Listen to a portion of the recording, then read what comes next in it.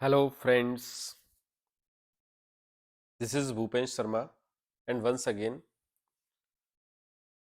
मैं आप सबके लिए फिर से प्राइड एंड प्रेजुडिस के हिंदी समरी को लेकर प्रस्तुत हुआ हूँ। जैसा कि हमने पहले दो पार्ट में 20 चैप्टर्स को पढ़ लिया है और मैं समझता हूँ कि आगे भी आप सब लोग इन चैप्टर्स को ध्यान से सुनेंगे। आप इन्हें सुनते रहेंगे तो निश्चित ही आपको एग्ज़ाम के लिए एक अच्छा मैटर प्राप्त होगा।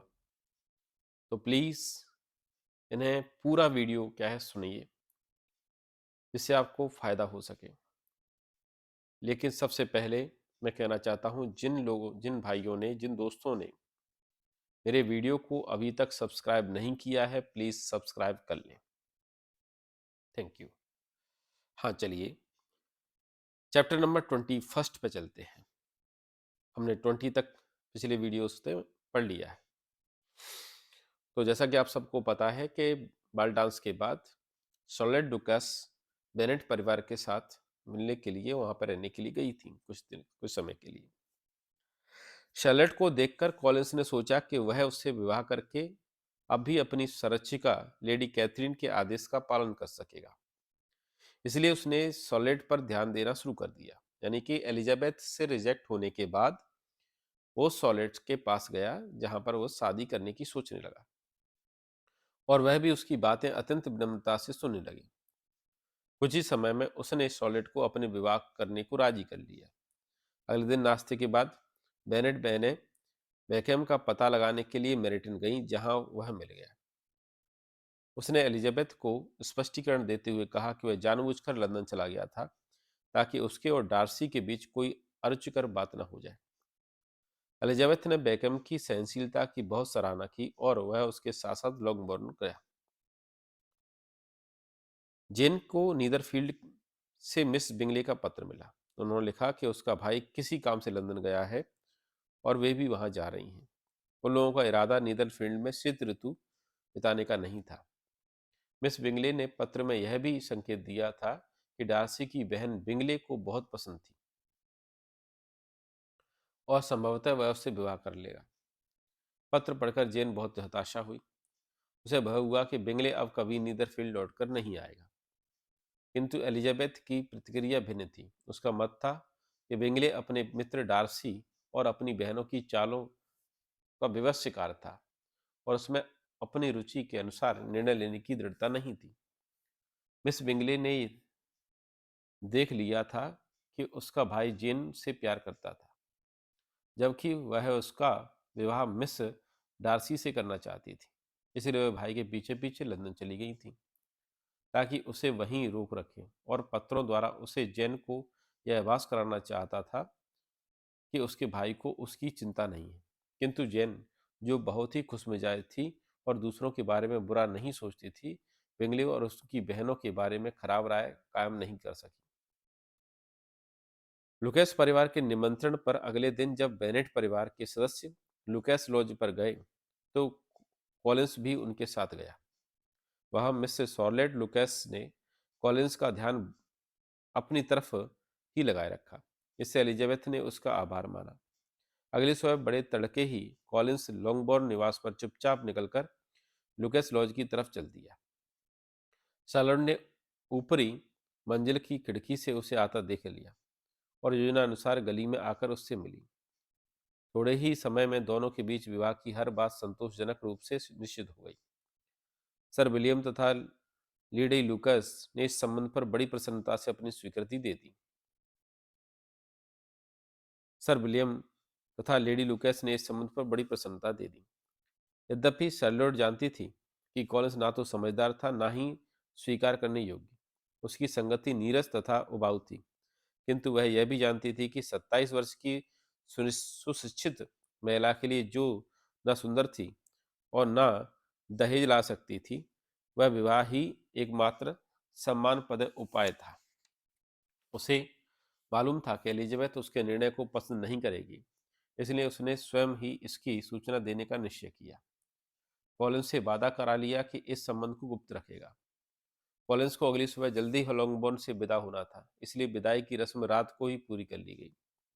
कॉलिंस ने कहा कि वह शीघ्र ही दोबारा लॉन्गबोर्न आएगा, तो मिस्टर बेनेट को आश्चर्य हुआ। उन्होंने उसे सावधान किया कि अपनी ड्यूटी को बार बार अनुपस्थित होने का लेडी कैथरीन अप्रसन्नता हो सकती है। उसके चले जाने के बाद सॉलिड ने अपना एलिजाबेथ को अपना संबंध कॉलिन से तय होने की सूचना दी, तो वह भौचक्की रह गई। उसे इस बात से आघात हुआ कि सॉलिड सांसारिक लाभ के लिए कोमल भावनाओं का बलिदान कर सकती है। नेक्स्ट चैप्टर वो पढ़ते हैं। एलिजाबेथ सोच रही थी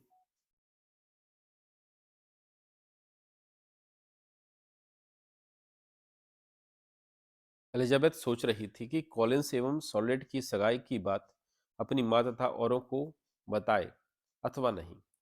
उसी समय सर विलियम लुकेस ने स्वयं लोगमोर आकर यह सूचना दे दी। इस सूचना पर बेनेट परिवार को आश्चर्य हुआ और अविश्वास हुआ। मिसेज बेनेट ने तो बड़ी अशिष्टता से इस समाचार की सत्यता को चुनौती दे डाली। जब एलिजाबेथ ने इसकी पुष्टि की तब उन्हें विश्वास हुआ, किंतु वे ईर्ष्या से भर उठी। उन्होंने शिकायत थी कि सभी ने उनके साथ बुरा बर्ताव किया। एलिजाबेथ तो उन्होंने बुरी तरह झिड़का। उनकी राय में वही इस गड़बड़ की कारण थी। मिसेज बेनेट लुकेस परिवार पर इतना क्रोधित थी कि उसे क्षमा नहीं कर सकी। इसके विपरीत मिसेस बेनेट सदा के भांति शांत एवं प्रसन्नचित्त थे। जैन को थोड़ा आश्चर्य हुआ और कैथरीन तथा लीडिया ने इस समाचार को मेरिटन में प्रचार के योग्य माना। जैन ने मिसेस बिंगले के पत्र का तुरंत उत्तर दे दिया था, किंतु उसे उसका कोई उत्तर नहीं मिला। बहरहाल कॉलिंस का पत्र अवश्य आया, जिसमें उसने लॉन्गबोर्न में मिले अतिथि के लिए धन्यवाद देते हुए वादा किया था कि वह शीघ्र ही वापस आएगा।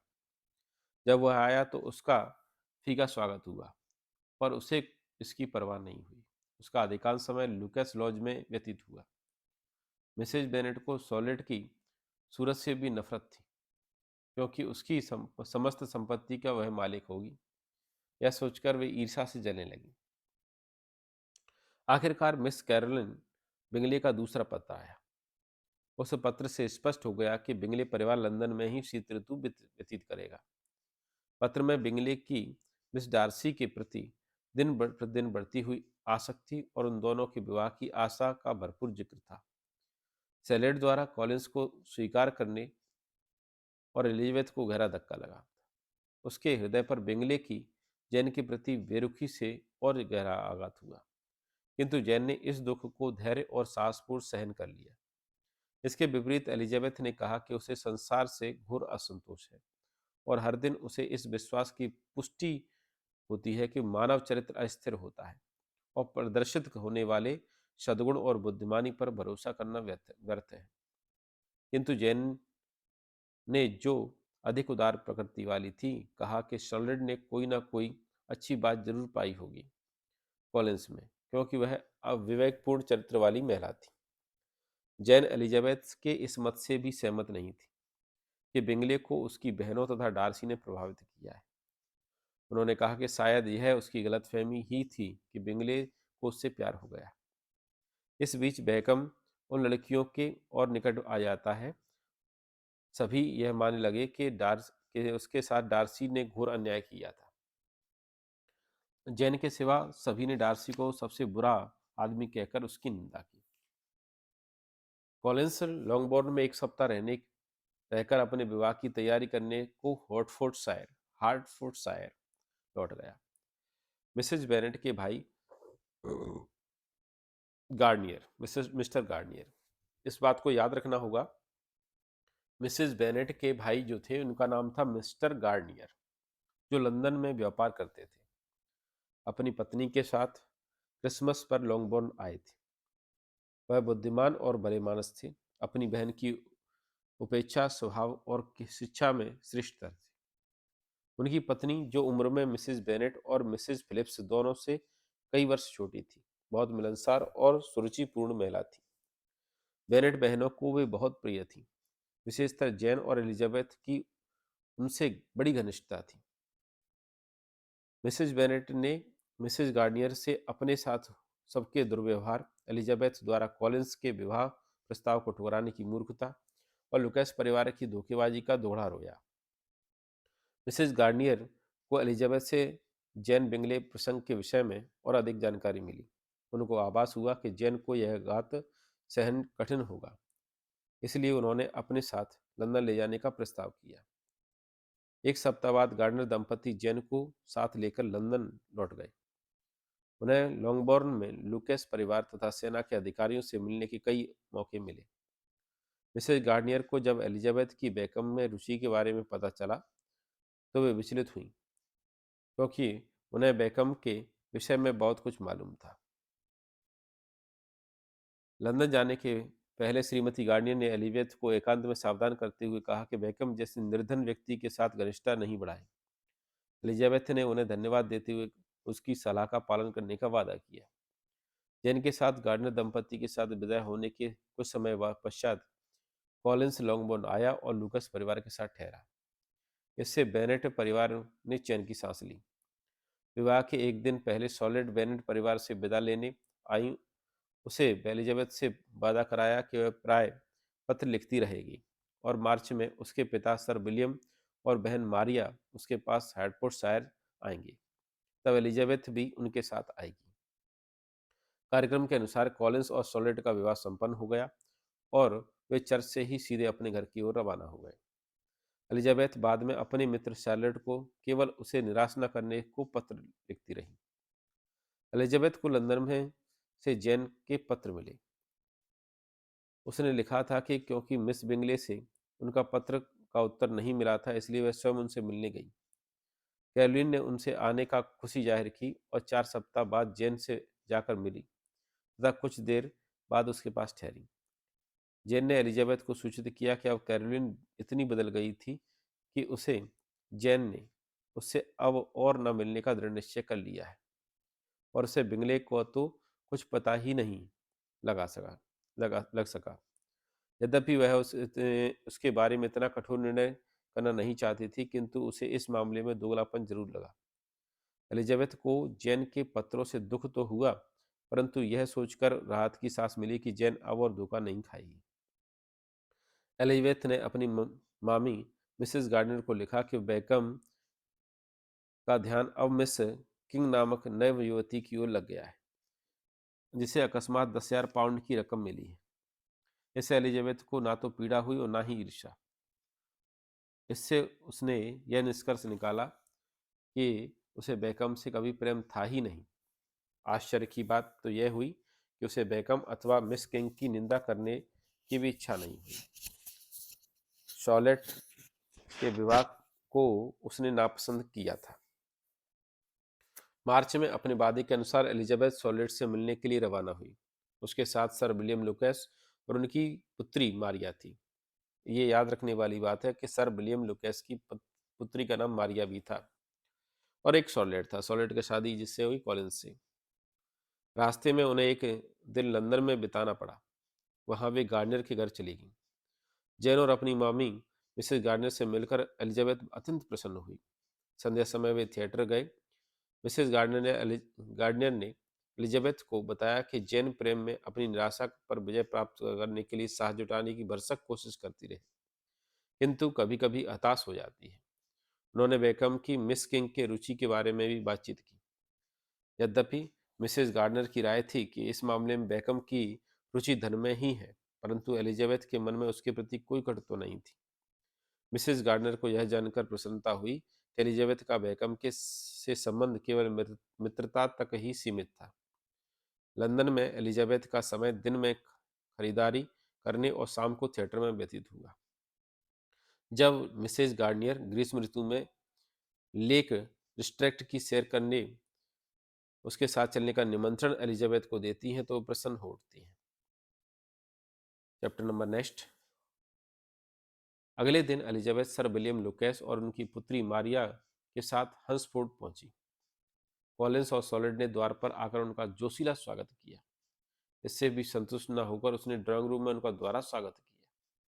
तब उसने उन्हें अपना घर दिखाया, फिर बगीचे में ले गया, जिसकी सुंदरता का वर्णन करते हुए विस्तार से किया। बगीचे में काम करना कॉलिंस का सर्वाधिक सम्मानित आनंद था। भोजन के अवसर पर कॉलिंस ने एलिजाबेथ से कहा कि अगले रविवार को चर्च में उनकी भेंट लेडी कैथरीन डी बोरो से होगी। अत्यंत गर्व के साथ उन्होंने बताया कि उनके निवास रॉजिंग्स, ये याद रखने वाली बात है कि लेडी कैथरीन डी बोरो का निवास रॉजिंस में था। तो उन्होंने क्या है, प्रसन्नचित होते हुए कहा कि रोजिन्स में सप्ताह में 2 बार भोजन करते हैं। सॉलिड ने कहा कि लेडी कैथरीन अत्यंत सम्मानित और बुद्धिमान महिला है। कॉलिंस ने वादा किया कि लेडी उन सबको दावत का निमंत्रण देगी। अगले दिन कॉलिंस के घर के बाहर एकाएक हलचल हुई तो एलिजाबेथ अपने कमरे से बाहर आ गई। उसने देखा कि पुरोहित निवास के बाहर खड़ी गाड़ी में मिस डी बोरो एवं उनकी अध्यापिका मिसेज जैक्सन थी। कॉलिंस तथा सर लुकेस दोनों मिस डी बोरो से दरवाजे पर खड़े हुए उनसे बात कर रहे थे। एलिजाबेथ को यह देखकर बड़ा मजा आया कि जब भी मिस डी बोरो सर लुकेस की ओर देखती तभी वह सिर झुकाकर अभिवादन करते। एलिजाबेथ को ऐसा प्रतीत हुआ कि मिस डी बोरो बीमार और टेढ़े स्वभाव की थी। वह यह अनुमान करके खूब खुश हुई कि मिस डी बोरो डार्सी के लिए उपयुक्त वधू होंगी। सॉलिड ने बताया कि उन्हें रोजिन्स में अगले दिन डिनर पर आमंत्रित किया गया है। लेडी कैथरीन द्वारा मेहमानों को भोजन का निमंत्रण इतना शीघ्र दे दिए जाने के लिए कॉलिंस उनका आभारी हुआ और दिन भर उनके गुणों का बखान करने के साथ ही मेहमानों को यह निर्देश देता रहा कि रोजिन्स में किस प्रकार व्यवहार करें। जब डिनर का समय निकट आया तो उन्होंने मेहमानों को जल्दी करने को कहा ताकि देर हो जाने से लेडी कैथरीन अप्रसन्न न हो। जब ये लोग रॉजिन्स पहुंचे तो सर विलियम्स की हिम्मत ने जवाब दे दिया और जब उनका परिचय लेडी कैथरीन से कराया गया तो एक भी शब्द बोले बिना सिर्फ सिर झुकाकर अभिवादन किया। मारिया भी अपने पिता की भांति भली भांति थी, कुर्सी के किनारे पर बैठी रही, किंतु एलिजाबेथ शांत चित्र रही।